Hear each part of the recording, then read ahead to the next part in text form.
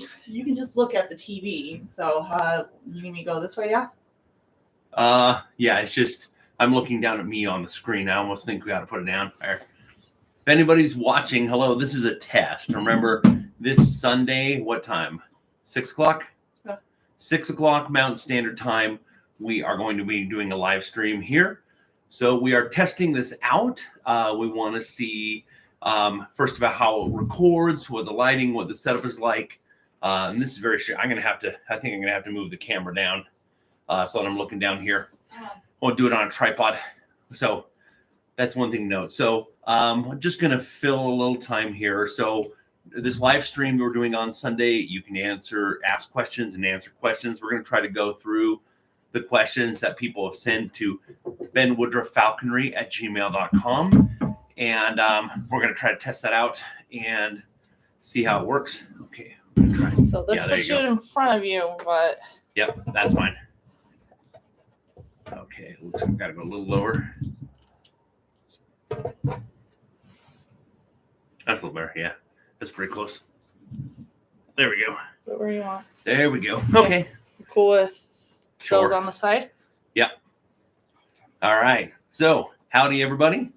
Ben Woodruff here, testing a live stream. So, I'm going to give you a little bit of Ben Woodruff lore. Since, again, this is not a normal, this is not going to be a normal live feed. This is just a test. So, let me know if you can in the comments, how is the sound? I got a mic set up. Mic's, I don't know, it's about a little over an arm's length away. If we need to move it closer, we can. If we need to, I've got a really good portable mic set. So sounds on your phone? So, okay, cool. Oh, good. Okay. So I'm going to do a shameless plug too, because tonight also at 6 o'clock Mountain Standard Time is the release of the Skinwalker Ranch Season 6 TV series, which I'm on the TV series, and there's a lot of stuff I haven't been allowed to talk about, and it's kind of exciting that's coming out tonight. So it's kind of fun to talk about some of that stuff, but one of the problems that I run into is when we're recording the show, anytime I'm using this camera, the audio is always terrible. So I think we're doing pretty good. So I want to tell you guys about a few things here just around my house. First of all, anybody who's come to my house, who's watched the channel, they're like, oh, that's where it is. So this is the top of the stairs. So this is a railing and the stairs go up and down right behind me. So behind me here, I have a couple of reindeer. I did not hunt them. I'm from the Sami people, the Scandinavian, the Laplanders, the Sami people. Reindeer are very sacred to us. So I have reindeer decor all over my house because it's something that's very special to me. But if you went into my house, you would think that I was just some big game hunter. I do hunt, but I'm not like a trophy hunter. And it's just funny. I have antlers and furs everywhere. So behind me, this is a vest I made out of 7 coyotes. It's kind of a cape, but this is oftentimes behind there. So this right here, this is Hamilton the moose. And I throw this near my cat if he's being really bad. Don't hurt him. But this is the attitude adjusting moose. You wave it a little and the cat goes, oh, okay, I know I'm in trouble. But I wanted to talk about this headdress. So when I started doing these videos in here, I used to go everywhere. I didn't know where to do it. I'd go up into the mountains or I'd go over to the library and record in different places. But then finally I'm like, forget it. This is too much work. I'm just going to film in my own front room. And now people have come to say, well, no, this looks very like a good staged area. And so now I normally try to use this backdrop of this what do you call them? I can't remember. But this like Celtic knot symbol behind me. It's like, I try to get that centered in normally. But this, a lot of people wonder about what this thing is. So I want you guys to have the chance to see this thing up close. So this is a headdress that I made years ago, and I use this. I wear this when I go fire dancing. So it's made out of several things. So the skull, first of all, the skull is a cast that I made of a saber-tooth. I've got the full skeleton and molded and cast the whole thing. So this is a cast of the original. And the teeth are water buffalo teeth. And then the smaller teeth up front These pointy ones, those are jackal teeth. The antlers are mule deer antlers. This fur under here is goat. And then it's got a full badger hide that goes down. Badger hide goes down the back. And the feathers are emu feathers. And then I got some elk hide. And then I've got kind of some writing in Egyptian. That means East-Fed and Ma'at. Very simple thing. So this headdress in the day looks all right, but it's best at night. When you put this thing on, I know this isn't very falcon related for a falconry channel, but it's kind of fun. So the idea with this is by firelight, this reflects back at you and you don't see my face. So normally when we're talking ceremony and things, normally we want to humanize people. We want people's individuality to be recognized. But when you're doing ceremony or ritual, somebody coming out, you know, maybe like dressed as a kachina or dressed as a shaman, they're supposed to represent maybe the spirit of the forest or something like that. You're meant to not know who they really are. So the whole point of this was to draw attention away from my actual face. And it's pretty cool. Taking that out, going fire dancing in it. Okay, that looks, let's see, that light is more, it's more lit up. I'm getting more of the blue shift on this side, it looks like. I'm trying to drag the lamp over it. Do you want, because if I take it away. I think that's okay, but we are getting some light from the outside too. Okay, you happy with what you got? I'm okay with this right now, yeah. I think this is pretty good. These over here, these are didgeridoos, instruments that I make and play. So there's, if you look on the wall over there, you can see a lion skull and a wallaby hide. There's some weasel furs. There's a ringtail cacamistel, an otter. There's a bunch of different things. So kind of a wide range of stuff. Okay, so I'm looking. So this is new to me. If you guys are followers of my channel, you know I have ADHD, but additionally, you know, a little over a year ago, I had cardiac arrest and had 3 strokes, so I've been coming back. So it's hard for me to follow, so I've got a moderator here that's going to help me when we do the live feed with the questions. So that's going to help. Let's see, light off. I think that works. Less backlit. Yeah. But so the main thing is I want to be able to do regular live feeds and want people to be able to talk and interact and answer questions real time. I really want to be able to have a bird here too. I think when we do the first live feed on Sunday, I won't, because we're trying to measure how close we can be to the camera and the mic and have a bird feel safe. But I think about see, that's a little off. I think if I was holding a bird, I could hold a bird. That's right there. You can put it down lower. You can put it down lower. I'd really like to have Rahara, the Tida falcon, out here, Sundance, you know, the Harris hawk, just trying to see which birds, because I think it's fun. I don't want to look at me. I want to look at birds. So some of my friends have told me that it's a lot of falconers will do a live stream and they'll just point a camera on a bird and you're just hearing their audio. And it's like, oh, I can see that. I can watch a bird all day just preening and fluffing up and doing their thing. So, but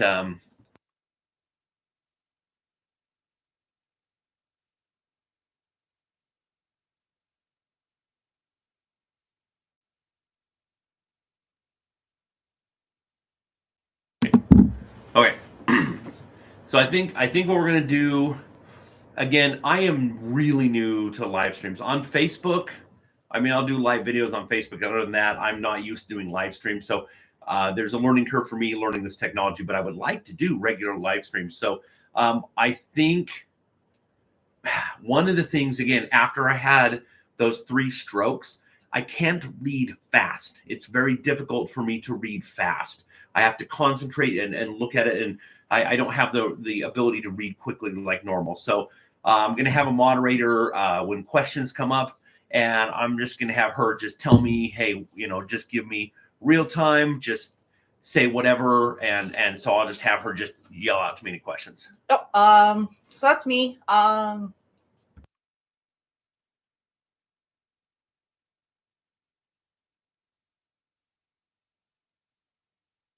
So Angel Sagara says a perch behind to your left side would be cool. This Someone, side? is that your left? My left? Yeah, your left. That Yeah. is your left. Okay. Yeah. I'm not good with that. I grabbed this because someone, Sean said no boomerangs, and I want to grab that. So Hey, I do have a boomerang. This is an Egyptian boomerang. So a lot of people don't realize it. Egyptians, well, oh God, we always say Egyptians invented the boomerangs, but now that I think about it, actually, no, Aboriginal Australians would have still had them much, much, much further. But Egyptians hunted with boomerangs, and it was like golf. You think about today in America, how golf is. It's like, oh, we're going to go out on the golf course and I'll have a caddy and they'll suggest which club to use. It was the same thing. If you were wealthy or you were pharaoh, you would go out hunting and you had a caddy with all different kinds of boomerangs, and they would say, oh, yes, sir, there's a heron over there, or there's a duck, or there's a goose. I recommend using this boomerang. King Tut, Tutankhamun, his tomb, tons of hunting boomerangs in there. So cool. It's just weird to think about, hey, this is a gentleman's sport. We're going to go out hunting with boomerangs. It's just weird. I have hunted with boomerangs. Very successful. I probably haven't done it in 10 years, but like Australian style boomerangs. Love to hunt ducks with boomerangs. Modern boomerangs, they have a curve handle on them. If you buy those plastic ones, to try to force it to come back to you. The point of a boomerang is not to come back to you. The point of a boomerang is to fly straight for a bit with aim, and then it'll start to spin up, and it might come back fine, whatever. But you have several. Very powerful hunting tool. So I'm gonna butcher this person's name, and I apologize. Someone, Zaid Zayad, donated $9.99 to you. Thank you so much. Yep, they say thank you, Ben. Thank you very much. And then Sean O'Hara asks, did they include falconry with that as well, or were lanners just too religious? We don't for sure know if lanners were used in falconry, if ancient Egyptians had falconry. We don't know. It's definitely possible because people just messing around. We know they kept falcons. And if you're keeping falcons, you're probably getting some babies. And if you're getting babies, you're feeding them and you're learning them to fly to the fist, and then you're having them mess around and maybe catch pigeons. So I don't normally preach this on my channel, but a live feed is different. I do think that ancient Egypt probably did have proto-falconry, not for food, but they were keeping them at the temples, they were feeding them, there was husbandry, they were caring for them, and I just think that would lend itself to the earliest form of falconry. We don't have it in any hieroglyphs, we don't have it in any paintings, but we know they kept them. And so I think, I mean, how many people, I don't know in other countries, but I know in America, especially like even earlier than me, like in the 60s, the 70s, 80s, a lot of people would get baby kestrels. They're like, oh, on the farm, and we got some baby kestrels, and you feed them, and you're training them to fly to the fist, and then you're letting them go and chase grasshoppers and catch little sparrows, and then they fully fledge and they fly away. Like, well, you were doing falconry for like a month. So I really do think there was. I do think that lanner falconry did happen in Egypt, and I think that then later on spread into traditional Bedouin falconry. But that's I can't prove it, but I think logic would suggest that. So cool. All right. So anyways, yeah, I love Egypt. I would love to even just show so many of the Egyptian things that I have. But Egypt really caught my attention when I was a little kid. I got this book, The Treasures of Tutankhamun, and I was a little kid, and I was just opening it up, and it was this like artistic awakening that happened. It was like 2 a.m. and I was looking through this book, and it so opened my mind to artistic sensibilities and to Egyptian artistic style and to how important falcons were. I didn't know what a falcon was when I, kindergarten, first grade, second grade, I knew about eagles. And I'd probably heard of a hawk, but a bald eagle in America. Everybody gets bombarded in America by the symbol of a bald eagle. So I didn't know otherwise. But that was the first time I'm reading falcon. What's a falcon? And so I spent all night drawing pictures of just copying the pictures in these books and copying these falcons. I didn't know what a falcon was. I was like, this is a weird looking eagle. Then my dad woke up in the morning, and I had done all this art all night long. I'd just been frantically doing art and coloring and doing these things. I think this is second grade. I wasn't third. It's got to have been second grade. And I was a good artist even back then. And they're like, what? I'm like, Mom, what's a falcon? And she kind of explained, and that was I didn't even know what falconry was, but that was the first idea that falcons were something special, and they truly are. Falcons are what got me into it. And then later on, my side of the mountain, I think I kind of told my origin story. It's kind of funny. It's when you've been asked so many times over the years how you first got into this or that. I don't even know for sure what my first falcon was. How ridiculous is that? I know it was a kestrel, but I don't for sure know. There's like 3, and I don't even remember the order which it happened is. It's like that's pretty crazy. So Ether Joe said, I'm in San Jose, California currently. Just a few blocks from where I'm staying is a huge Egyptian museum called the Rosicrucian Center. It's like a whole city block, including a labyrinth. Pretty exotic. Dude, I have got to check this out. What city's that? San Jose, California. Okay, I've got to check this out.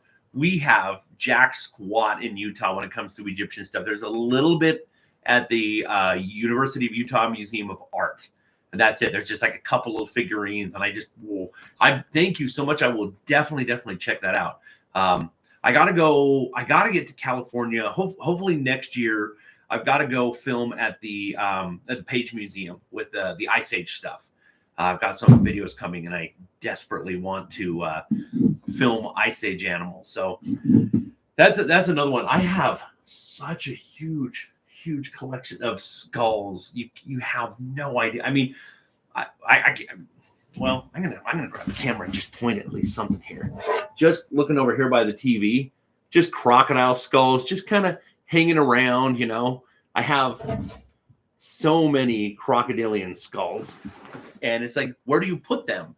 Most people, if I said, "Hey, you're a cool person, you want a crocodile skull?" Sure, yeah, sure. Okay, where are you gonna put it? Where does one put it? Where do you put the crocodile skulls when you have tons of them? And casts, a lot of them are casts, but it's weird. My life has gotten strange too. Like some of the time, if you watched all my videos, some of the time you notice a zebra hide behind me. I didn't kill a zebra. Years ago, there was this old military veteran, and he came over to the museum, and he was like, "Hey," he was letting him do some odd jobs and help out at the museum. And one day he was really hurting for money, and he's like, "Can I borrow several $100s to?" I had the money to give him, and I'm like, "Sure, here you go. No rush. You don't have to pay me back when you get a chance." And years later, he still hadn't. So he just came up to me and he's like, "Hey, Ben, I don't know that I'll ever be able to pay you back." I'm like, don't worry about it. It's okay. It's okay. And he's like, "Can I pay you with a zebra hide?" Yes, you can. That seems like something I would have, because he had used to be a taxidermist and he gave me the zebra hide. So I get weird things in that way like that. I'll show in another video, but I have 2 jaguar hides. And the really interesting thing is, like, jaguar hides are like on the protected list. You can't just have one without a permit. But during World War II, there was a guy who was making political negotiations back and forth with Argentina for America to be able to have access to rubber trees for making tires for, like, airplanes and stuff. And there was political gifts given back and forth. And they gave him, this old guy, who's an old man now, he's passed away, 2 jaguar hides. Now, they've been in the family for years. The family hasn't done anything with them. They have the stamps on the back of the tannery that did them, and the year and the date. And the very DNA proves that they are before any laws went into effect. So these are like really old. They're antiques. They're like Endangered Species Act or any of those kind of things. But they asked me, they're out of the blue, like, we've kind of inherited these. We don't know what to do with them. Would you ever teach with them and share them? And it's like, yeah, I would. I would love to teach with these. So we used to have jaguars in North America, all the way up to Canada, just a few thousand years ago. We had jaguars in Utah up until like the 1920s, 1930s. So it's pretty cool. All right, I'm not reading. Do we have? Yeah, we've got a couple of things. Okay. They're not questions. Most of them are comments. But Spiffy Stump says, "I think the eye makeup design Egyptians put on was inspired from the Malar strip of falcons, from what I read in a book." Yes, 100%, absolutely. And I want you to think about how profound this. So we're talking on the Egyptian makeup, the traditional makeup is what you're talking about. And it is based off of the malar stripes of a lanner falcon. But and then, of course, the Egyptians were doing it for religious reasons. And of course, yeah, it reduces glare if you're out in the sun too, kind of like football players. But think of how that has changed the world. The Egyptians did it for religious reasons. But then the Greeks saw the Egyptians doing like, yeah, it's pretty cool. I'm going to take this just as an aesthetic. And then the Romans took it, and then the Mediterraneans took it, and now we have it all over today. And we think nothing of it. Oh, it makes the eyes pop. It's a pretty look. But think about it. What if the Egyptians also worshipped cats? What if for religious reasons they did little cat whiskers on their face? Maybe then the Greeks would pick that up, Romans, and today we might have people going around with little cat stripes painted on their face that started off as a spiritual and a religious thing with the Egyptians. It's just amazing how things pass on and just continue and continue. I think that always fascinates me. Okay. They were, let's see, Alexandra made jokes about falcons were your gateway drug. Absolutely were.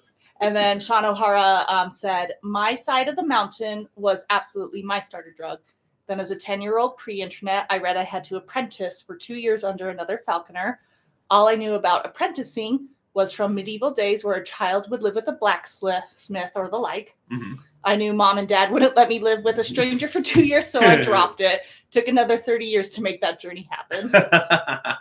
Yeah, it's in America really has set up their things loosely based off of the old trades where, you're going to be blacksmith, you're going to serve an apprenticeship, then be a journeyman, and eventually be a master of a trade.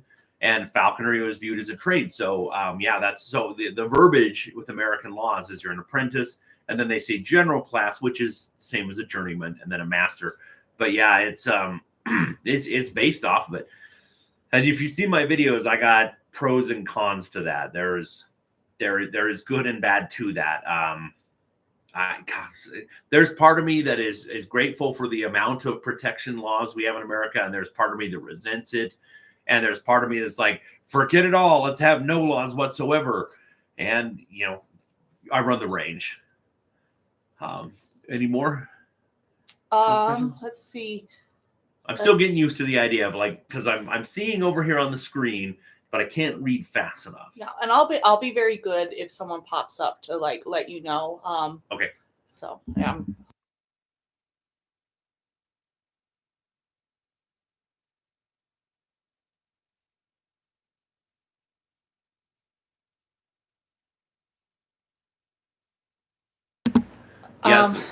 So sorry, I do want to let you know. Someone named Benjamin Stanley said a nice job getting the live stream going. Thank you, Benjamin. And then Shauna said, by the way, I believe he's saying he's a general class falconer and raptor educator from Ohio. Oh, sweet. Yeah, we got to keep it going. The world has shifted really radically. It used to be. Falconry has always been very open to everybody.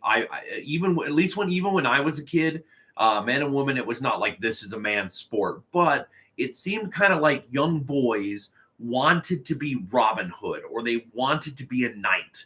We go play in the forest, and we play with swords and fake swords. We're fighting with sticks and stuff. And part of that was we would learn in school and from books that if you were a knight, you had a falcon or you had a hawk. And so most young boys my age and maybe 10, 15 years before me had this in their imagination, the desire. Like everybody wanted to be a falconer. Like maybe they weren't really fully committed to it, but in their head, they imagined, I'm a knight, or I'm a somebody like Aragorn from Lord of the Rings, but with a falcon. You're good with a sword, you're good with a bow, and you have your trusty hawk. And in your imagination, if you've ever seen the movie Lady Hawk, the idea of your hawk just goes out randomly hunting, and then it just kind of comes back later on in the day, which is total bullcrap. It's not true at all. So I think that is kind of shifting.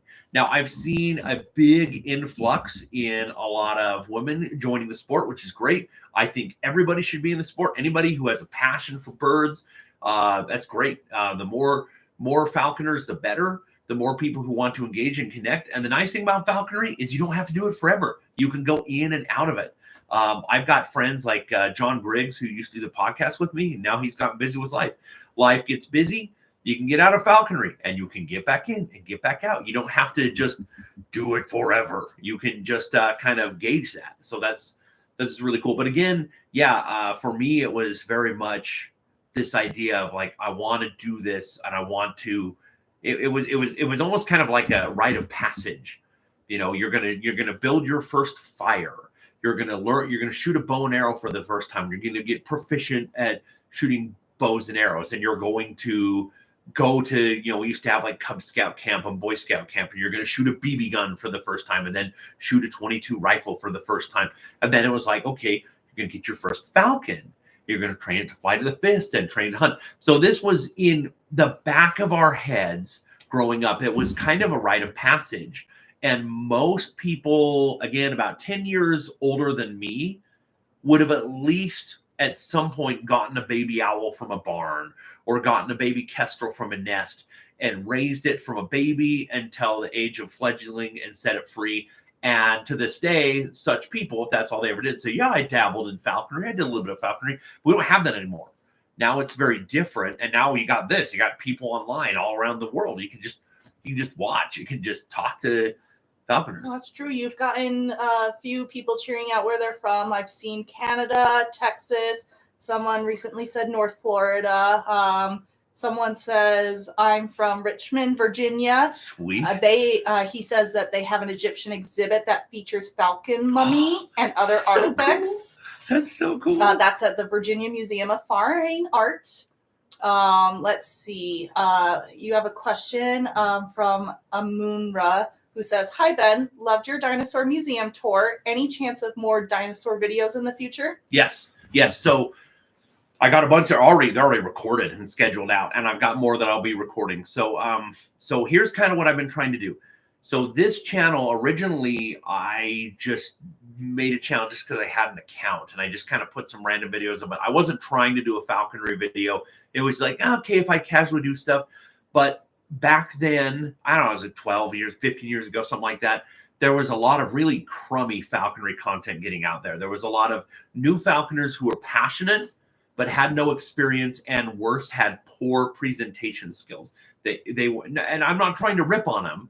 I'm just saying sometimes there's a way you phrase things. Like, here's the difference. There's people who might be like, I train my falcon to go kill pigeons, versus, oh, I train my falcon to fly totally free and do everything a wild bird does, to soar, to glide, to dive, to hunt, and to come back when it's done. You're saying the same thing. But again, there's more of a diplomatic way to share it with a broader audience. So I started to make videos, and it was forever before I monetized anything.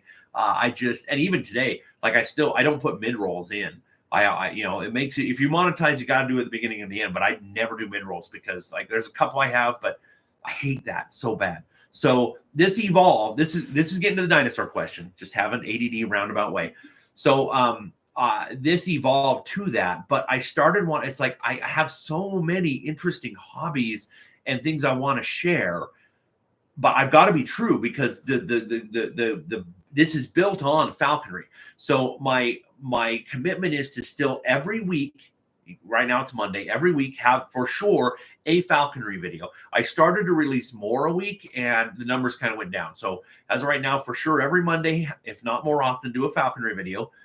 And I don't know if you've seen, it's usually on Sunday. I've started to do stuff where I'm like, going to a museum or going out to the desert to see some ancient ruins, just sharing some archaeology. I'm going to have a lot of bushcrafting skills, and those I'm doing on Sunday. Now, if you want to support, I also started a new channel just a few weeks ago called Desert Lore. If you look it up, the symbol for it is just a picture of like a ladder going down into an ancient kiva. And that one is just going to be, and it's I'm putting those videos on here too, but that's just going to ruins. It's just archaeology, paleontology, bushcraft, history. It's just that.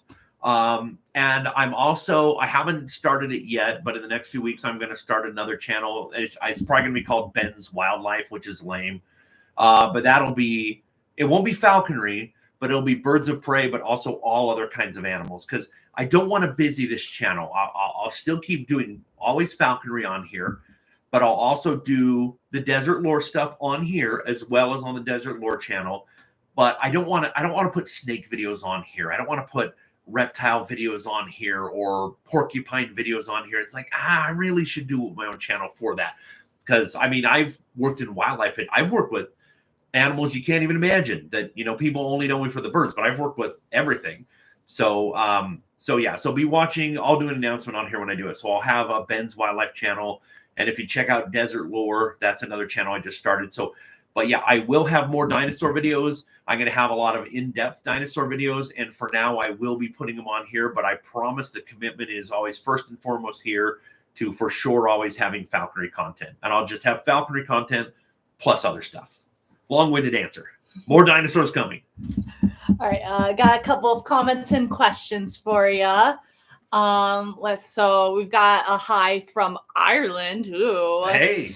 Let's see. A lot of people made comments on, I'm a Washington falconer. WSA's Washington, right? I'm a Washington falconer originally from California, 40 years experience. We got more females in this state than I ever did in California. Wow. And then we have, someone else said, we have absolutely seen an uptick in female falconers here in Ohio.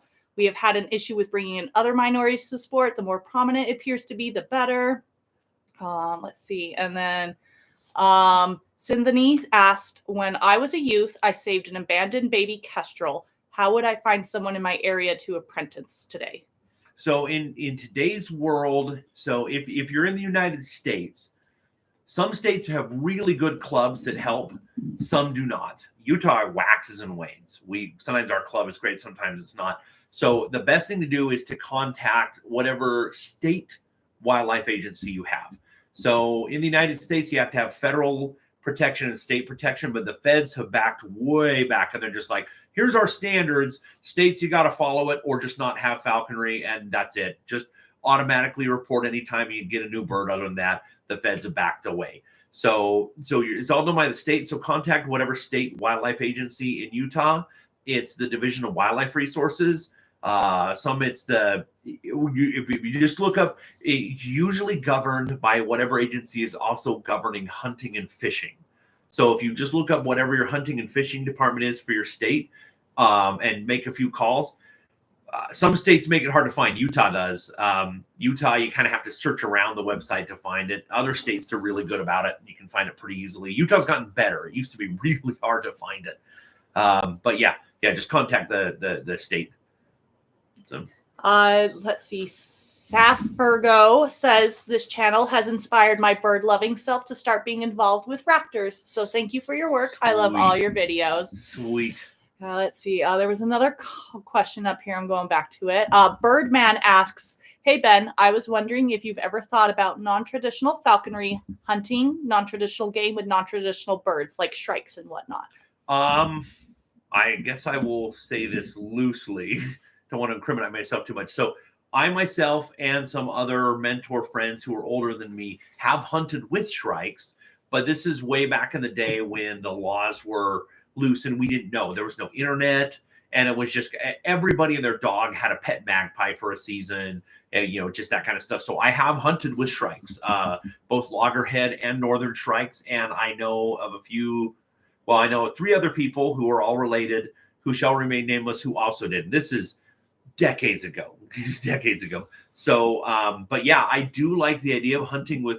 One of the things that I really wanted to do is to train my hornbill to catch bugs out of the sky and to catch snakes for me. I've had 2 or 3 hornbill species. I've had Von der Decken's hornbills, I've had trumpeter hornbills, and silvery-cheeked hornbills, and they are omnivores. So they will eat fruit, but they also hunt, and they're very aggressive hunters. And you would not believe, you just throw a blueberry across through and ding, and they just catch it. I did train my one trumpeter hornbill. She caught, she would catch grasshoppers, but there's grasshoppers flying there, and I just hold her and just go up and grab them. But she did catch one garter snake up at This Is the Place State Park a little bit, and she took like a half an hour to soften it up to eat it. So, but I would love to get another hornbill again and train it to hunt. I have trained ravens. Again, this is back in the day when the laws were just unknown. I trained a raven to hunt snakes. It would soar up above me about 70 to 100 feet, and I just walk the desert, and then it would dive down and tackle a gopher snake or a rattlesnake and hunt it. So it's not hunting off the fist, but I'm definitely an advocate of trying new and strange species in different ways. I know some of the falconry community shoots that down. They're like, well, hey, you should just do what's traditional, what works. Well, that's fine. But if you're passionate about a species and you want to push it and try it, go for it. I support it. Just do it right. Just do it right so that people don't give you crap. And you know what? Just remember this, everyone. If people give you crap for stuff and are judgmental, life goes on. Like, own your life. What you want to do. If you're passionate about a ridiculous species, I want a laughing falcon. If I ever lived in Latin America, I would get a laughing falcon. What a ridiculous bird to fly. They sit like a red-tailed hawk and look for snakes and dive down and catch snakes. But I would try to hunt one, and I would try to get it to chase stuff, and I do it. Because I love them. So you don't let people shoot you down. The internet will bombard you. There's an unequal amount of hate that people are not wired to receive. So just remember that. Just be like, hey, you know what? It's okay. I want to fly a harrier. I love harriers. I'm going to learn about them. Going to get one, train it. Okay, so do it. Don't let people destroy you over it. I guess we take away on that. We have a question from Benjamin who asked, have you considered doing anything in the world of anatomy on YouTube with the birds where we look at a bird's muscles, bones, organs, or body parts like a 7th grade frog situation? Yes, not in the realm of like dissection, but yes, that's actually would be really good. I have access to a few raptor skeletons. I've got a peregrine and I've got an owl skeleton that I have access to that I could teach off of. So skeletally, that would be really good to do, and also to compare them to dinosaurs. You know, all the raptor family, dromaeosaurs, they all have that wishbone. That it's like long before they were flying, they already had their wishbone. So keep reminding in the messages. I have ADD and I'm recovering from a stroke, so things lose quickly. So you are always okay to remind me and may say, hey, last month, remember, suggested doing an anatomy video, because that would actually be a great one. I don't feel like I'm properly equipped. I need to do some on medical care and health and that kind of thing. I really need to do videos on that. But I'd like to maybe get a rehabber to help me with that, because I've got the rudimentary knowledge, but ever since my stroke, everything, I get diseases mixed up in my head. So if I've got a bird with an issue, I'm up online looking up to it. Okay, which disease? Okay, right. There's basic care, but yeah, so definitely need to do that, especially in this coming year. That stuff coming up. See, a few comments for you. Sean says, I want to fly a ferruginous, horrible idea from everyone, but I'm going to do it. And then I'd love to do a northern Aplomado falcon. Carl says, baby alligator heads used to be tourist items down here. Their conservation is one of the all-time great success stories. Basically just frogs with teeth, aka swamp puppies. Swamp puppies. Angel says, dinosaur comparisons to birds of prey would be pretty cool. I think that'd be really good. What I really want to do. So so just I gotta try to say this as quick as possible. I don't want to get too derailed on dinosaurs. I mean, I do, but a lot of you are just here for birds. So Jurassic Park came out. The velociraptors in the book were the correct size. Then the movie came out and they made them bigger. The paleontologist Jack Horner was the contractor to give advice for Jurassic Park. And he's like, well, you could make him a little bigger. And he made him the size of Deinonychus. He's like, well, you could do about Deinonychus size. And they're like, okay. And then Stan Winston Studios made him as big as Utah Raptor. After the movie came out, they're like, oh, yeah, Utah Raptor, new dinosaur. Okay, well, now we're just going to call them raptors. So here's the neat thing. In Utah, I have, and the museum that I work for, have they're my collection, and then we cast them. So the museum has got 3, and I got 1. Velociraptor skeletons, the actual size. There's several Utah raptors in Utah. There's one at the Price Museum, and there's one at Utah Raptor State Park, just barely opened, and there's one at BYU. There's Deinonychus recreations at the Blanding Museum, and there's Dromaeosaurus at Thanksgiving Point and at now also BYU.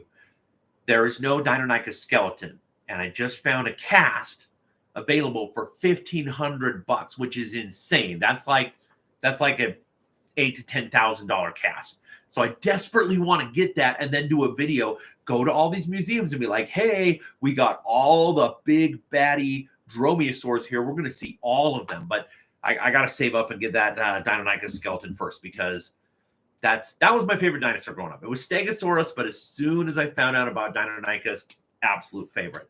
I got a skull of one, and I've got a foot of Utah Raptor, and I've got a full skeleton of Velociraptor, but I need a Deinonychus skeleton desperately. Let's see. You've got Fafnir Icing Death saying, howdy, everyone from Montana. Howdy. Let's see. A question. Going back a little bit. Iman O'Reilly asks, do you know the World Bird Park in Germany? I've heard of it. I hear it's epic. I have not been over. I am so poorly traveled. I'm really well traveled in the United States. And other than that, I've been to Mexico once and Canada twice. I haven't been to the Southern Hemisphere. I haven't been to Oregon, but I would love to visit there. I've heard incredible things and seen amazing videos come out of there. It looks insane. Would love to see it. We've got someone named YouTube Watcher, but they're saying, I forgot to introduce myself. My name is Reza and have been following your channel for years. I am really interested in comparing tethering versus free loft at MWES, if you think that is an interesting topic. Yes. Hello, Reza. That is something we really need to do. I need to do a video on it. And it's a good time of year too with molting, because some of my birds I switch, and that's a video that I 100% will do probably in the next month and a half. Keep reminding me in the comments. Just be like, hey, just remember you got to do this, because that one I've got very specifics on, and there's not a blanket answer. There are blanket principles. So it's kind of like, you got a bird, you got a situation, go through this list of principles and say, okay, what's this? Okay. And the answer comes from that. I know that there's a lot of people who are like, oh, tethering a bird's bad. It's like, well, in some situations it's great. And sometimes you got birds that are going to get feather damage if they're tethered, and you got some birds that are getting feather damage if they're not tethered. So, but I will get into that. So please harp on me in the comments. Every video, just be like, hey man, remember to do this. And I will definitely get them, because that is a really good subject. Let's see. Melissa Hansen says, hi, my name is Melissa. I'm from New Jersey, starting to study for the Falconry exam to start my apprenticeship. How you doing? Any videos on how to build a proper, I believe, muse? I think, yeah. So I need to do this, and I almost want to do it kind of in writing form. One of the big things, there's so many videos that I could just pump out easily, just yakking. But I like to have good visuals, because I get bored easily if I just see a person talking forever. And my muse, almost all of my muse right now are hand-me-downs from rehabbers that were really nice. Because I tore down my old ones, was rebuilding my new ones, and then I almost died of pneumonia. And then I did die from the cardiac arrest and the stroke. So it came back. So I need to do that. But I really need to do that where I go and talk to other falconers and film some, just film other clips of other good setups to show how and why. Our usual thing, we would usually do an 8x8. We'd say an 8x8 mew works, and usually you can buy plywood or particle board in a 4x8 sheet. But you can make one pretty cut and dry based off of roughly those dimensions. So, but I've been starting to use drawings more in my videos. So maybe I should do some good drawings, and I can narrate over and show that as well, and show kind of the how and the why. And because again, one of the big things is when you put a bird into mew, never, ever, ever be married to your setup.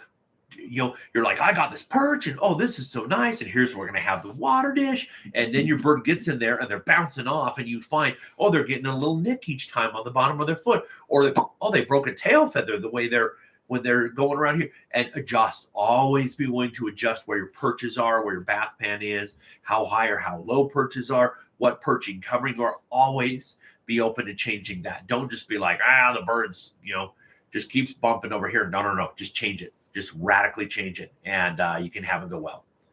So yeah, I'll do a video on that. But yeah, again, keep harping on me. Okay, we're going through, see if there's other comments, questions. Just a couple comments. Let's the most recent one. Carl says, interesting. I've never been a hunter, but kids here want dogs as a companion, more practical for the terrain, I think. Alexandre asks, ever thought about getting a parrot? Yes, I have had many parrots, and I've free flown them. I've had a few Amazonian parrots. I can't remember all the species of Amazons I've had, but I've had a lot of cockatoos. I've never had a sulfur crested. That's the one I want. I just want a stinking sulfur crested cockatoo. I've had a lot of umbrella cockatoos. I've had goffins. I've had several mullicans, and a mullican cockatoo. That's my personality.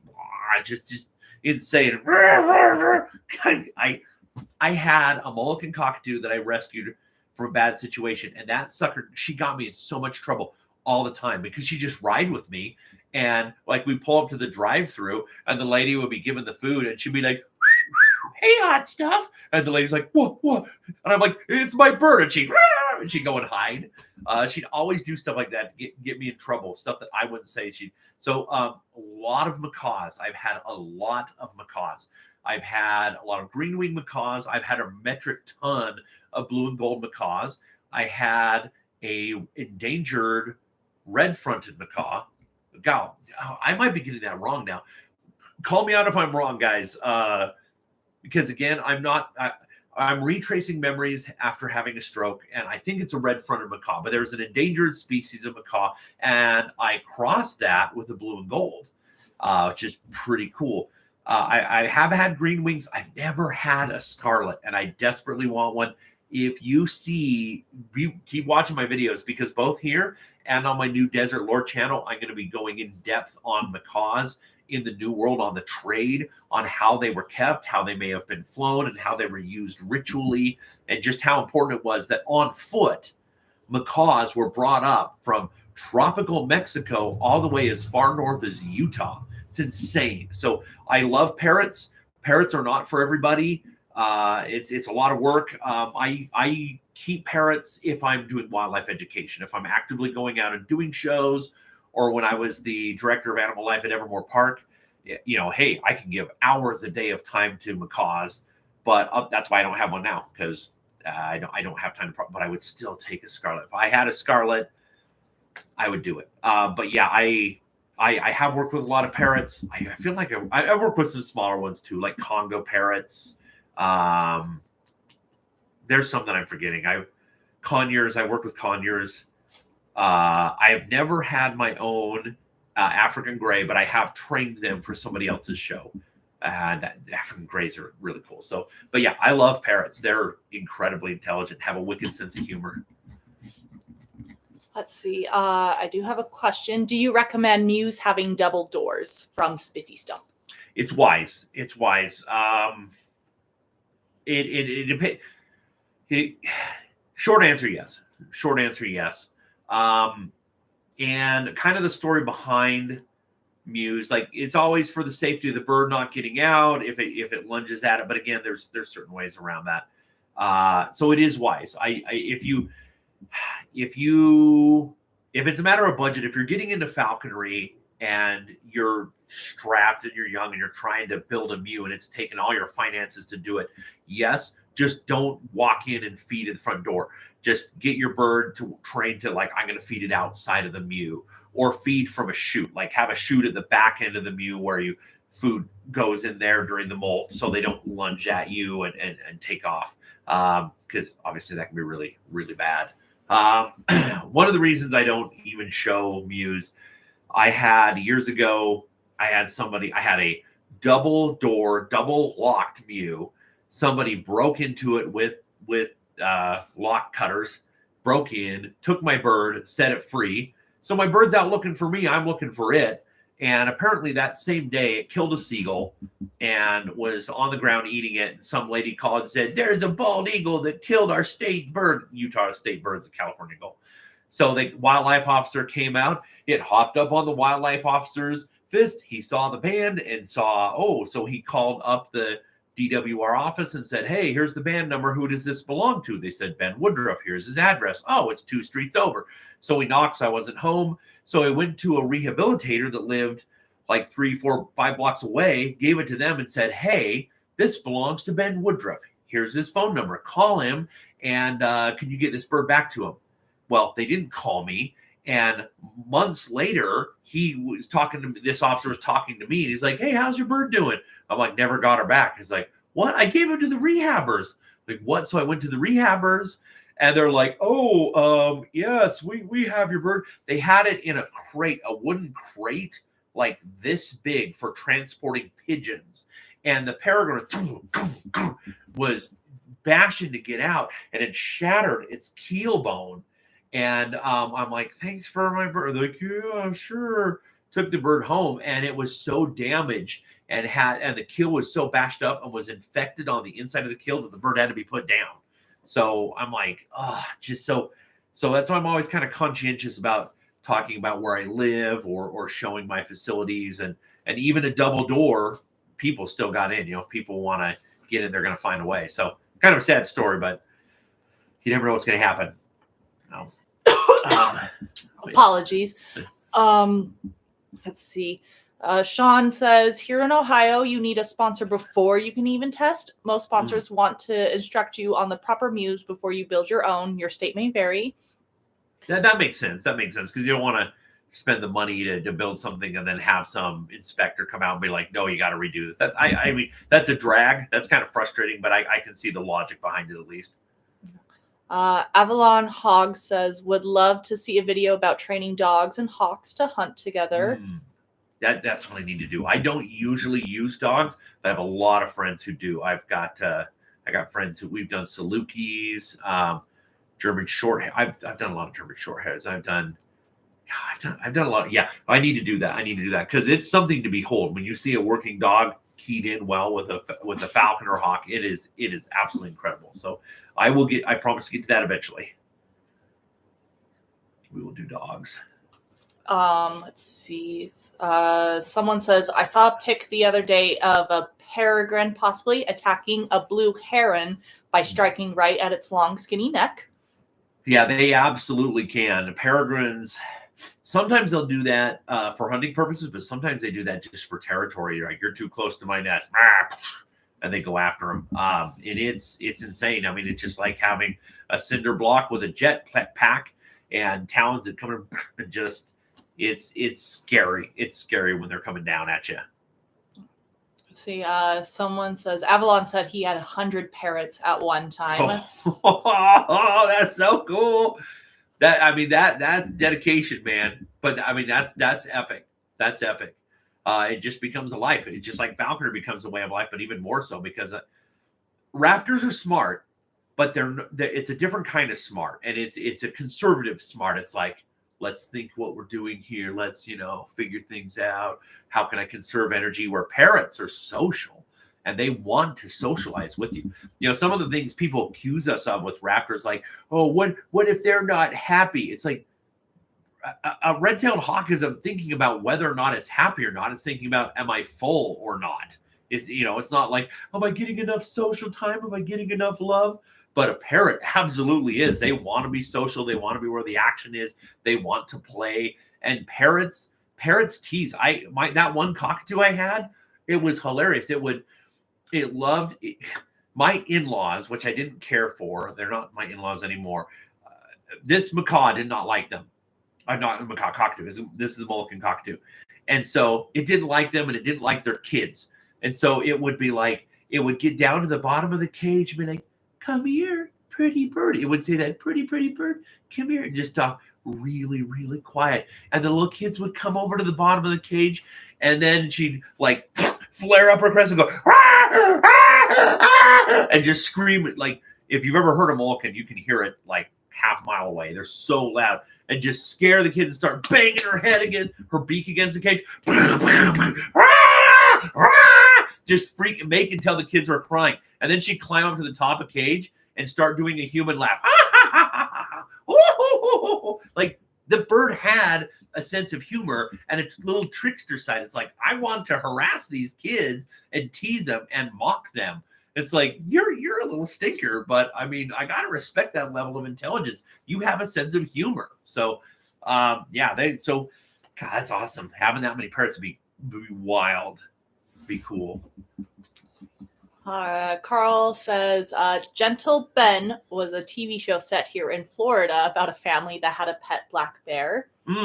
Also comments, bird dogs are very popular here in northern Florida for quail hunting, the bobwhite. Oh, sweet. Gun dogs are beautiful when at work. Yes. Lots of turkey hunters, but that's all about super stealth and silence. And then Avalon says that they are trapping their first red tail this fall. Sweet. Depends on what state you're in. Here in Utah, if you're looking kind of at our latitude and longitude, usually the first week in October makes the best birds. But it just depends. So whenever you get a bird, if you get a red tail that's only been gone from its parents' care for a few weeks, it's going to start to revert back into baby mode. So whenever you get your red tail, make sure that it's been away from its parents for at least 2 to 3 weeks, if not, a month, because you don't want them to revert into baby mode. You want them to have had to fend for themselves just enough that they're completely convinced mom and dad are not coming back. So you coming in are not filling the role of mom or dad. You're new. You're a falconer. You're a new chapter of their life, and it helps them grow up. But yeah, good luck getting your bird, and you're gonna have so much fun. The first red tail is so cool. Yeah, they followed up and said that they're in Rhode Island and that their red tails are huge. Oh yeah, they dwarf ours, which is so funny because your eastern red tails dwarf our red tails, but yet a lot of Easterners, you guys are hunting cottontails, and we're hunting these monster jackrabbits. Like, I'm going to hunt a 10-pound jackrabbit. It's like, why do we have the little red tails? Ours are sissies. Like, I've flown one Eastern red tail, and I'm like, this is like a little eagle. They're huge. They're monstrous. I love those Eastern red tails. They are epic. Let's see. We have a question from Kat who asks, is it possible to be a falconer if you're not in the best shape to run through fields and woods? I'm in Michigan and older and chunky. Yes. There's always a form of falconry you can do. And you just have to kind of default to what you're able to do. So, for example, I tell people, like, hey, you can always fly a kestrel. You can stoop it to the lure, and you can car hawk if you have to. You can go. People say, oh, that's so terrible. You're giving a bird an unfair advantage. Well, so is hunting with a dog, right? You got all these sage grouse hunkered down. Your dog is finding them, pointing them, and flushing them. That's an unfair advantage. The very fact that you as a falconer know where the duck pond is and know when to run in and flush out yourself, that's an unfair advantage. It's all about that. So I have no problem with saying, hey, if you, that's what I'm going to do when I'm so enfeebled that I'm like, I'm in a wheelchair, I can't get out. I'm going to be hunting a kestrel. I'll go out in a wheelchair and go to the park, stoop it to the lure, and I'll train it to wait on and try to catch little sparrows. And you can always car hawk, and car hawking is surprisingly fun. Some states it's not legal, but I think in most states it is. And you're just driving along and you just go after a sparrow, go after a starling. We've even caught quail with kestrels in that way, which is pretty gutsy for a kestrel. So yeah, there's always some form of falconry you can do. It might not be the most of what you'd like to do, but hey, it's going to help get you out and keep your legs moving and get you doing stuff, even if it might not be the level you'd like, but it's still getting out and experiencing nature. And you guys, this life is so short. You, to your dying day, fill this life with as much memory making as you can. Not to get overly spiritual, but because of what happened to me a year ago, going to the other side, I don't go into much details about it, but I can tell you that you carry your memories with you. I can tell you that authoritatively. You will carry yourself, your identity, and your memories with you. So make good memories, make wonderful memories. always find something new to do, something new to enjoy. And yeah, if your body's shutting down on you, what's the best you can do? And hey, just still, I mean, if I can barely move, I'm even at least going to be going to the park and feeding pigeons and watching the squirrels fight the pigeons. Just even that's something. You got to get out and be connected to nature. But yeah, fly kestrel. I think a kestrel is the best thing. You can keep them indoors. You don't have to build a mew. You can do a nice upright perch. You can have them high. They'll get super social. They'll watch TV with you. You can fly them in the house, and then you go outside. Yeah, have a great old time with them. That's my recommendation. Sean added on to that idea about physical conditions of, I know a falconer who has MS. They used a tracked wheelchair to get into the field. Sounds like car hawking is illegal here in Ohio. But curse you, Ohio laws. Grr. Always ripping on the falconers. Yeah, no, that's there's got to find a way. And even just getting out and lure flying, like stooping a kestrel or a merlin to the lure. Americans we're kind of, I don't know, we got issues. Stooping a falcon to a lure can give it every bit as much fitness and pizzazz as hunting, and sometimes even more so. Honestly, if you just took a merlin or a peregrine or something and trained it and stooped it to the lure every day, it will be in better shape than if you took it out hunting every day, because it's going to go up, it's going to set its wings and start soaring, then you're going to flush something, it's going to catch it. Stooping to the lure is it's way more athletic. So honestly, if you hunt once in a while and stoop to the lure, and that's all your body will allow you to do because your body's giving you crap, stoop to the lure. I mean, we're gonna try this like January, February. We're gonna try to start having a lure stooping competition. Which, if you're not from America, you're probably thinking, well, duh. I mean, everybody else in the world does it. We don't really do it here, but people are starting to do that here. It's like, yeah, let's just have some fun. Get a bunch of people out, stoop our falcons to the lure, have a good old time. So yeah, just stooping a falcon to the lure is still great fun, great sport, great exercise for the bird. It's pretty cool. Yeah, a couple comments on that. Someone said, lots of great falconers here in Michigan. Where there's a will, there's a way. I know I'm not in shape at all. I don't run until my bird is involved. JDL says, can't stay long, but I appreciate the stream. Excited to get started next year, but nervous about the weight management you speak about. Yeah, just be religious. Just chart it. What I usually do, because I'm out of practice once you get into the season, is I keep my records. I write them all out so that every day I have the keep track. And I just keep that taped on my cabinet right out in the open instead of putting it away. It's like, okay, we should make sure I'm going to do this right, keep this timing right. You'll get in the habit. It's doable. Just be cautious. And it's better to be overly afraid than to have bravado be like, oh, I can do this. It's good to be overly cautious, but anybody can learn it. Anybody can learn it. You can do it. You have a question from Blake who says, hey, Blake, Ben here again, the Irish guy. Have you any experience hunting a Eurasian kestrel? I'm contemplating taking on the challenge. Yes, I have. I've flown, I think, 2 females and 3 males. They're all, of course, captive bred, and we can't get them here anymore. Long story, but yes, they are not as gamey as an American kestrel, but they are much bigger. So they're really cool birds. They're definitely worth it. The nice thing about them is they have a lot of stamina, and you can get them to wait on. You can get them to hover in one place above you and flush. I trained mine just down by the river near my house to go circle up about 130 feet, and then just circle around. And then it was almost like, if you have a dog on point and the falcon sets its wings, the kestrel would hover, and I'd flush up stuff or flush up starlings and stuff. And I think an American kestrel is a better pursuit hunter. I think they are better at catching birds, but Eurasian kestrels are massive. They dwarf even merlins. They're so big compared to American kestrels. So yeah, I love them. I wish we had more of them available here in the States, but I don't know firsthand of anybody who's breeding them anymore. I know I got some of the last ones that were kind of retired breeders, and they still train up good. These are retired breeders. Usually a bird who's been in a breeding program, its brain is wired differently. It does not want to do falconry. And one I got was a baby that I raised, but all the rest were retired breeders. and they all trained up great, and we're all good hunters. So just if you've worked with an American kestrel, a Eurasian kestrel will never be as gamey as an American kestrel, but they can hunt much larger prey. I mean, you can hunt pigeons with them. I mean, it's just insane to think they can hunt prey that big. But they're just, you know how people kind of say lanners versus peregrines? If you think of a lanner as like, okay, yeah, I can hunt, I can be fast and stuff. And again, if you're a lanner hunter and you've had great experiences, ignore what I'm saying. But the general attitude is like a peregrine. But a lanner is getting the job done. That's kind of my view, is like American kestrel, even though it's tiny, and Eurasian kestrel, it's getting the job done. So you'll have fun with them.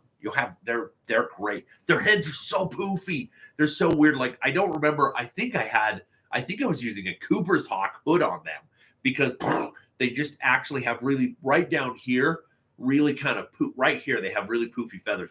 But you don't have to hood train them. Eurasian kestrels are so easygoing. So I recommend them. Just remember, they're not super gamey. You got quite a few questions here. I'll try to get through them as fast as possible. Let's see. Some people have asked about seeing a video on entering long wings onto lures. Okay. Someone asked, Crow Fabulous asked, Ben, do you think you could make a video on how to find the hunting weight for your newly trapped bird? I know it's not something that is easily explained, but it is my biggest struggle as an apprentice. We're noting these down. So we're taking notes of these. So yeah. And then Avalon Hog asks, I watched my sponsor fly his IS Goss like a red tail. I think I caught the bug. What is the most amazing hunt you witnessed? God, there's so many. What's the most amazing hunt? Some of them are just kind of ridiculous. I mean, some of them are like watching my tiniest male golden eagle ever accidentally catch a coyote. I see a flush, I think it's a rabbit, and it's like, and then all of a sudden, right as it goes up to the top of the hill, seeing, oh, that's a coyote, and seeing my eagle grab it, and seeing the coyote roar, and I'm like, oh, and running up and just quickly trading off and throwing the lure, and then he goes like, okay, and the coyote running away. That was cool.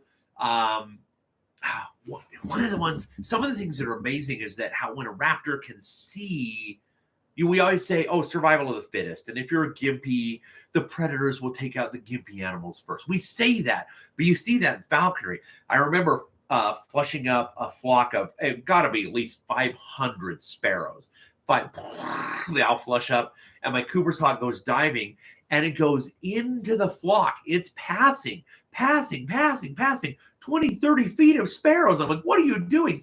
Grabs one, carries it to the ground. I go over, pick it up, and he starts eating it. And I notice that particular sparrow had a broken leg, the broken femur that had healed up. Somehow she saw that. And it's like, it's amazing to see, just seeing that. I think my first time catching a pigeon with a merlin was really cool. The merlin went up, and that's another one. That was a dub. This was insane. I had a merlin. I'll end on this one because I could just have stories all day. No, I got two more stories. They're both merlins. Had a merlin. God, I got three more. I'm going to tell two merlin stories. So holding a merlin, and I was just like, this is my first free flight with this merlin. I take off the hood, and it's like, okay. And I'm like, I'm just going to have it go up, and then I'm going to call it down to the lure, have it stupid a couple times, come back. And she takes her hood off. She bobs. And then she sees a mourning dove flying above her, like 100 feet, 70, 80, 90 feet above her. And she's like, yeah, I can take that. I'm like, no, you can't. She grabs it and carries it. I'm like, are you kidding me?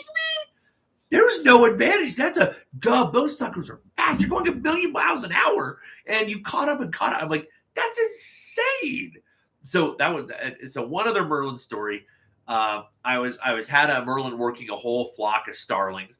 It's going up. It's just like a shark, going after fish, and it divides the flock, and they come back together. Divides the flock, they come back together, and all of a sudden, I've never had this happen before. Since all the starlings start falling to the ground at my feet. I'm like, what are they doing?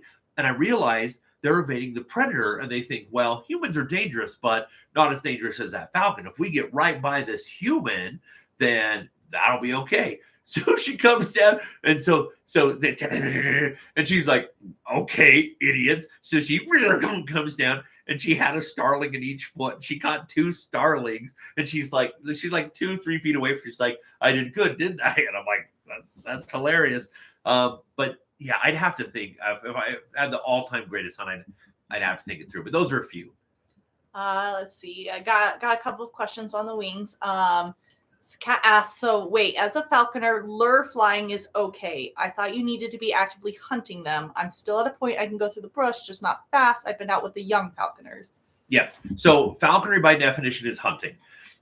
There's all different facets of what falconry is. So yes, if you do get a bird, the intention is that you train it to go hunting. But if you're getting out to the best of your ability and doing some hunting, and then the bulk of the time, like I know falconers who only fly their big falcons once a week, and they'll drive to the next state where they have a hunting permit, and the rest of the week they just stoop them to the lure. So I mean, that's okay. But again, the ideal thing is if you could literally hunt your bird every single day, that's what you want to be aiming for. And obviously we kind of all do that. So you gauge what species you get based off of what its requirements are and how often you can get it out hunting. So yes, falconry is hunting with a bird by definition. And so yes, you should. I'm not saying no, don't worry about hunting, but I'm just saying I think it's okay if you're still stooping your bird to the lure. They think they're hunting a lure, and that's in their mind. Then when they catch it, they feel like they caught something and they got a reward. So you're not doing wrong by your bird, but yes, you should still be striving to get it out hunting and pushing your body to what's reasonable. You don't want to kill yourself over. But yeah. That's YHWH asks, I live in Georgia and want to plan for my training. How much time, money, land should I set aside? It depends. So talk to the falconers in your area to know what the game situation is. So the general rule is falcons take the most amount of space and the most amount of time to hunt and train and get them up hunting. Something like a red-tailed hawk or a Harris hawk is very low maintenance. It doesn't take nearly as much time to train them or to get them hunting. And then something in between, like a goshawk, a Cooper's hawk, a sharp-shinned hawk, those are birds that are very high maintenance but very high yield for your work. So you got to know what's in your area. What do you have prey for? So if you have a lot of rabbits in your area and you have farmland or you have private land that people let you hunt on, you got rabbits, then get a red tail or maybe get a Harris hawk, something that can, you can handle the heat. Harris hawk can handle the heat well, but red tail can too. But those are the factors. What prey do you have? What hunting land do you have available? And really you want the locals to help you with that. So I talk to whatever local falconry group you have, talk to some falconers and find out what those parameters are and make that decision based off of those factors. And then Carl asks, has anyone ever trained a bird to fish like osprey or bald eagle, perhaps? Diving birds have been used the world over for centuries.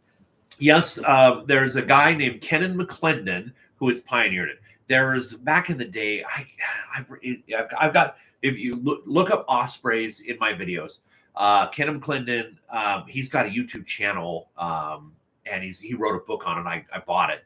So he's pioneered hunting with ospreys, and it's ridiculous what he has to do it. But if you get all the ducks in a row, he's mastered the art of it. We always used to quote, it was either in England or Scotland, there was some falconer who had trained one some and hunted, and he was kind of the old guard who had done some of it. But Kennan McClendon has pioneered it and mastered it and has flown a ton of them. And I haven't checked post stroke, so I don't remember, but I think he's still got his YouTube channel up. So yes, absolutely, it is 100% doable. It takes a lot of very specific stuff. Kennan is the master. He knows what he's talking about, and he has mastered the pros and cons. Ospreys are weird. They have a lot of strange things about them and things that they're afraid of, oddly afraid of, and their ulnas and radius are huge. So they have a big wingspan, but they actually have big wings. It's not just they have big feathers, so they're kind of gangly as babies, but you got to get them at a certain age and train them in a certain way, but they absolutely can be trained. But again, look up Kenan McClendon and just look up falconry hunting with ospreys. You should be able to pull up his YouTube. I mean, and on my channel too, you just look up hunting with ospreys on my channel. I got a couple of videos reviewing his stuff and his book and linking. I know I got links to his channel in there. See, you're getting quite a few nice comments and from people saying thanks for the live. Thank you very much, everyone who is asking questions and putting in your comments.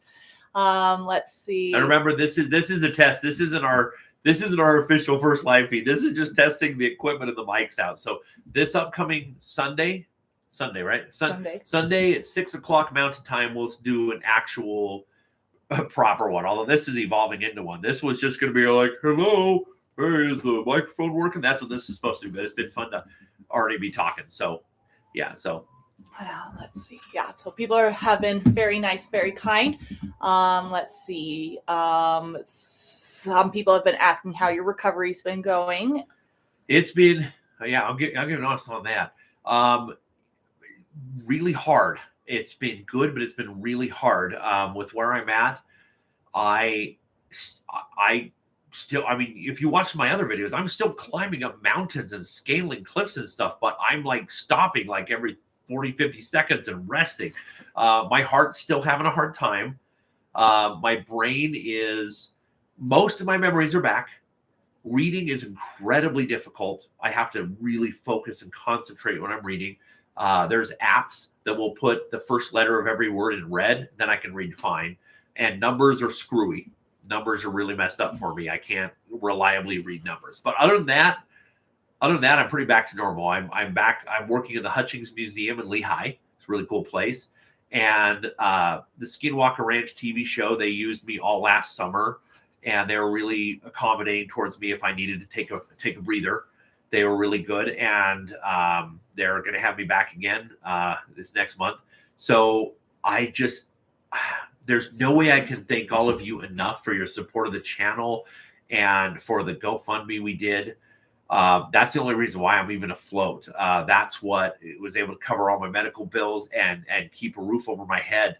And so that's part of why I'm so committed to making sure I get these videos out, because you guys seem to want me to keep making videos enough that you guys were all so incredibly generous and gave so much to the GoFundMe.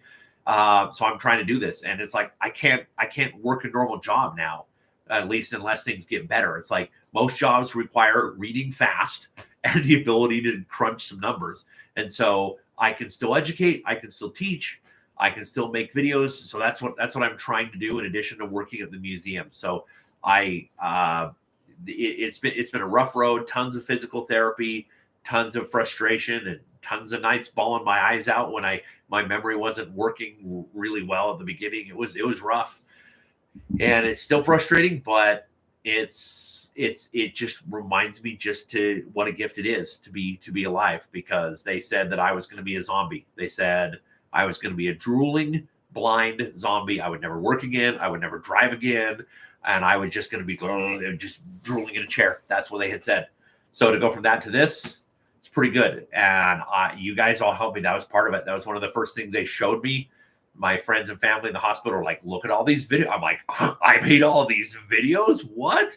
And they're like, yeah, you did all these. I'm like, geez, who is this crazy, weird bird man?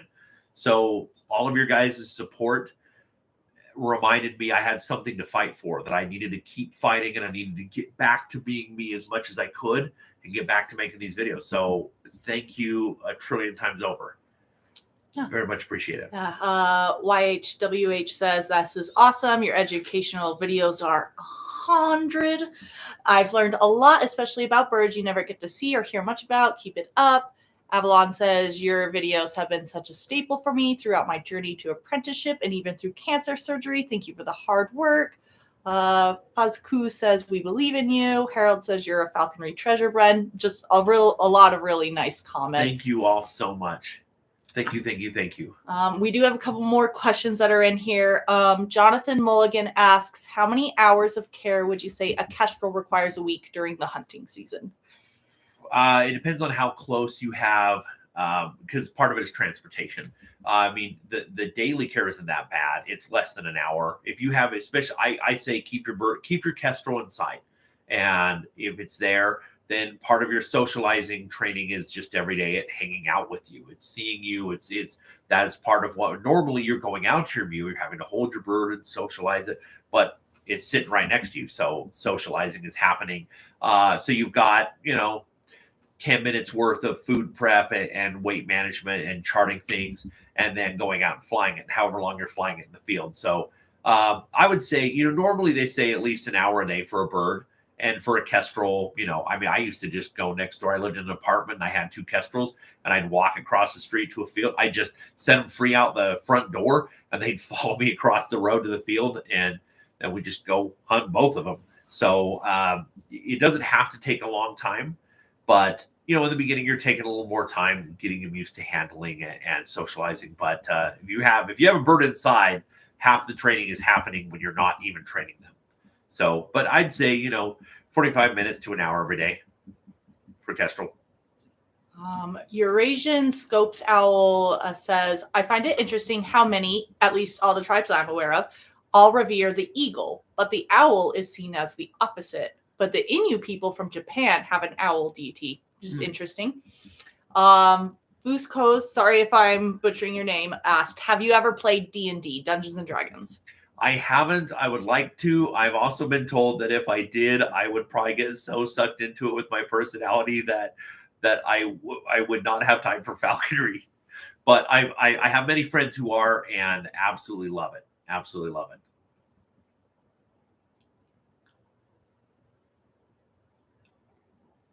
Let's see.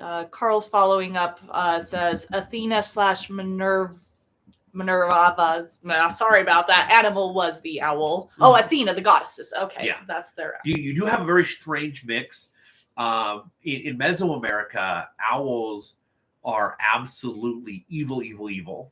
Most Native American cultures, and again, in my videos, if you watch, like anciently, we think there's North America, United States. This is Native Americans, and then you have the Mexican border. These are the people of Mexico, and on southward, it's like these people interact and exchange and travel back and forth, and including religious ideas. So the Mayan people, we know directly from the. Oh, you want to grab the Popol Vuh? I replicated the Mayan book of scriptures. I'm going to show you this just because I spent so much work researching this and then replicating it. So the ancient Mayan scripture is called the Popol Vuh, and it doesn't exist anymore. But it existed in Spanish, kept alive by Mayan priests. So we know what it was written, but the glyphs, we don't know what the glyphs look like. And so I went to different pots and different temple paintings and tried to pick up all the scenes. So I made this. This would have traditionally been made out of fig leaf paper, but it's just, I don't know if you can see it. It's just the entire codices of the Mayan Popol Vuh. But I don't know. But in it, it's hard to see. It's cool. So anyways, in Mayan culture and many Mesoamerican cultures, owls are the messengers of the lords of death, the lords of Xibalba, the lords of the underworld, and the messenger of the gods of the earth world, which is our people, the earth world, is the laughing falcon. So that was kind of like the good and the bad. Most modern day Native American cultures, same thing. An owl is an evil omen, and I think the reason why, I think it's because most people would not see owls in the day. It's a nighttime bird, and so if you see it, we could see it in our headlights, or you could just see them with city lights. But if you're seeing it, then you're hearing them. You're hearing these hooting or these screeching sounds, but you're not seeing them. And if you do see them, it's briefly by firelight, and you see those eyes reflect back, and it seems kind of scary, spooky, related to death. And it's a creature of the night. So, but again, I'm not sure why some cultures glommed on to owls as being holy and good, and some as being dark and evil. But it just seems like it's always the extreme. Nobody's just like, it's just an owl. It's always like, beautiful, noble, spiritual realm birds are like they're the arbiters of death. As you get one or the other. Carl added on, I hear barred owls here almost every night. Sometimes they have big, possibly mating parties where lots will get together and just hoot and holler for hours. They're so loud. We don't have barred owls here. I've had, I think, 2, maybe 3. I don't remember, that I got from Eastern people from rehab situations. I loved them, but man, those sounds are nuts. They are wild sound. The gentleman who asked about kestrel care, Jonathan has added on, my entire neighborhood is full of house sparrows and starlings, so that would be my prey base. That'd be great. House sparrows are great. There's a lot of opportunities you can do it. One of the easiest ways, I used to just find a place like where you put your kestrel up somewhere, and then if you have like kestrels, you have like sparrows hiding in a pallet or something, or hiding in a bush. And so you get over here, you start spinning your lure and you call the kestrel starts coming down, and then you charge the bush, blah, they fly out and they fly towards the kestrel. It's a really good way to have some success with a kestrel early on. I have a question here. I believe it's referring to when you were discussing with the Popol Vuh. They just asked about fig leaves, so I'm not sure if you mentioned that. I think they just wanted more information on that. Yeah, so fig leaf. So what they would do is it's kind of like tapa cloth in Polynesia, like the Samoans and Tongans make tapa cloth. So basically, you take the bark, you take the tree, you cut a big old long line going down the trunk, and then you split it off, and then you just hammer the crap out of it. You just soften it, and it just it's not a pulp. It's not a pulp paper. It is a bark paper. And I was going to do it. I was going so full bore on this sucker that I'm like, I'm going to do this. I'm going to buy a bunch of fig trees, little fig trees. And the figs we have around here, like you're just buying from a store, they're tiny. They're like, the trunk is around as big around as your thumb. And I did the math, and I'm like, I've already spent so much money on this project. I can't. I spent so long painting this dumb thing. So so this one is not made out of fig paper. I should have specified this. This is made out, it's the same width, but this is just extremely expensive high-end watercolor paper. And then I just would glue in between. I just glue in between in the sections with. So I think it's 27 feet long total, but it was a labor of love. And the really cool thing is, Chaco Canyon, New Mexico. We know the Popol Vuh, the Mayan Popol Vuh, was known there. We found pottery images there depicting every emblem, every part of the story. So we know they knew of it, and they drank cacao, and they had cacao mugs, and this Chaco drink cacao. So my first time going to Chaco Canyon, New Mexico, I went with some friends, and there's this one room, and this is this massive ruins with hundreds of rooms, and there was a rainstorm. So my 3 friends and I sat down in there. I brought the Popol Vuh. I made all of them their own cacao mugs ahead of time, and we had cacao, and I read them the entire Popol Vuh. It's like reading a whole book of scriptures during a rainstorm in a 1,000-year-old ruin. It was an epic experience. And then when we came out, then the sun came out, and there was all these turkey vultures that just started. I filmed it. I gotta do a video on this, but all these turkey vultures came over, circling all around us, and it was magical. So, and I'm like, the names in the Popol Vuh, it's like they used to be spoken at Chaco Canyon. It's like, well, they clearly haven't been for over 1,000 years. So these are the first time these names and these characters have been uttered in that long, because the people who are there now are the descendants of the ancestral Puebloan people. They wouldn't have been speaking anyway. So yeah, it was a cool experience. It was really, really cool. So I'm planning to go to Chaco Canyon again in November, and there's going to be a lot of videos based off of that. But it's hard to do justice. The place takes forever to get to. It's in the middle of nowhere, and it's just huge. It's just massive. So I'm gonna steal some drink. There's not much in there. I got a couple of comments about birds. Wing Shooter says, I worked with some barn owls. First bird I ever had on the fist, as I recall. They're so cool. Eurasian Scopes Owl says, I've never seen a wild owl, but have seen some foxes. It's a treat to see. Always magical to see them.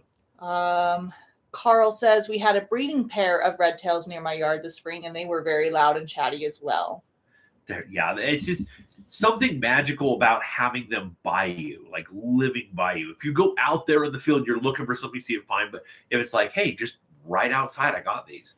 Has one of my best memories of recovery from all of this was I was living at my parents' for, I don't know, a month after out of the hospital, give or take. And I woke up, I was like 3 a.m. and I'm like, I hear a sound because I have my window open. I'm like, it's a screech owl. I start doing the call back and I'm like, wait, what? Am I hearing something? I go out the front door and there's a whole family of screech owls from who knows where that have just fledged and left their nest all in the trees, in these honey locust trees right above my parents' house. And I'm just looking at them and filming them. And it's like, this is magical right here in a suburban neighborhood, these screech owls. So yeah, anytime you have them like that, it is a treat. Yeah, someone said, very cool that there was no sound as they flew from perch to fist. Like ghosts, like absolute ghosts. Jonathan asks, what are some tenets of the Mayan faith? So there's a big emphasis on winning at all costs, even if you're going to die and come back from the dead. It's not about cheating, but it's that. I guess the closest thing would be like in Greek, kind of like the rules of fate. Like if here is your fate, you're fated to have this or that happen. Then you say, no, I don't care. I'm going to cheat fate. I'm going to cheat death, and I am in charge of my own life at all costs. I am not governed to gods or devils or demons or angels of death. I am my own person. I am divine in and of myself, and I am the master of my own story at all costs. Even if I have to make up new rules and follow those new rules. But again, not in a way of cheating, like in a way that's honorable and like, hey, well done, good thinking. That's kind of an overriding thing. The whole story of the Mayan Popol Vuh, it sneaks up on you, but is actually a huge metaphor for planting corn and how the circle of life and death goes, and the fact that you should save your best corn to plant. And why? It's subtle, but it's very, you can see it. And also the idea that we're divine. That is a tenet that the most divine thing about that we have divinity in us. In the Mayan, in the Popol Vuh, it's like we literally are made in part out of the blood of the gods. And so we are divine, and we should treat ourselves and each other as such. Not like be respectful, not in that way, but it's like, hey, hold yourself with some caliber. You have the blood of the gods coursing through your veins. So act as such, as you're made by the gods, out of the gods. And that's pretty cool. That's a pretty cool way to view it, and to view your fellow man as that as well. Carl adds on, Mayans were great astronomers. They arrived at many of the same mathematics as folks in the ancient/old world, all without any outside contact. They absolutely did. And they also completely came up with a fully realized written language that didn't evolve from something. Most cultures will start to come up with ideas, and then they evolve it. This culture comes in and they have a few glyphs, and we kind of add and we kind of do, and it evolves. Mayan are just like, we're inventing language. Blam! We're just going to make up fully realized written language with a syllabary that works 100%. Even the Aztecs, which came later, it did not have writing to the level that the Mayan did. So the Mayans are absolutely incredible in what they accomplished. And Jonathan adds to that was similar to what happened in Europe with humanism. Yes. Yeah, very similar. Very similar. It's interesting. A few years ago, I was going through some things and kind of really taking a look at what does it mean to be human. And I'm like, how can I really answer this question? What does it actually mean? And I've studied world religions my whole life, but I'm like, where am I going to get the most bang for my buck for answers? So I did a deep dive into dream time of the Aboriginal people of Australia. Like, what are their spiritual beliefs? I did the Popol Vuh for the New World. I can't remember. I did a few others, but one of the big ones was Atonism in Egypt, which I always hated. I love traditional Egyptian gods, and Akhenaten and Atonism. I always like, it's kind of weird and fruity and strange. It's only like 30, 40 years worth of that going on. But I mean, arguably, Atonism was the first defined 100% for sure monotheism in human history. There could have been earlier, but that's written down and we can document. This is somebody who's like, there's just one God for the whole world. Not like there's one God for our people. You guys also think there's only one God for you people. No, they're like, there's one God for the whole world, and it's our God. So you guys over there, he's still your God.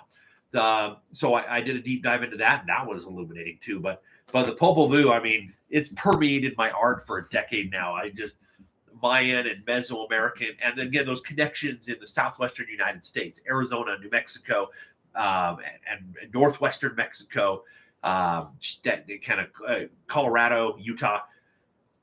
I love the art. I love the aesthetic. I love it's so cool. It's so cool. Okay. Robert says, hello, stream looks and sounds good. I'm actually at work, but we'll definitely rewatch. Okay. And again, this Sunday, 6 o'clock Mountain Time will be our official one. This one is just supposed to be testing. This is just testing, but we've had fun. This has been fun. We've been going on for an hour and a half, basically. It's pretty good. So I think we could probably wrap this one up. Yeah. So again, everybody, this one was a test. This was a test of setup and software and cameras and mics, and just seeing how we do with it. And I think it's gone pretty good. I think we're doing okay with the lighting, and spatially it seems okay. So again, we would like to do these regularly, and my moderator is doing good at answering, giving me questions. And so, yeah, I think we'll just, this upcoming Sunday at 6 p.m. Mountain Time, tune in again, and we'll do a more put together live stream. So, thank you, everybody. And thank you all for your support. Thank you for your support on the channel. And again, the new channel I just made is Desert Lore. And that one is just covering like ancient history and ruins and travels and going to cool places and archaeology, experimental archaeology, bushcrafting skills. That channel's up. And again, the next few weeks I'm going to be making another channel that spends wildlife that'll just be covering all wildlife, including birds of prey. So bird of prey videos will still be on that channel too, but I'll also have other stuff. So thank you, everybody. And appreciate you all. And as always, happy hawking.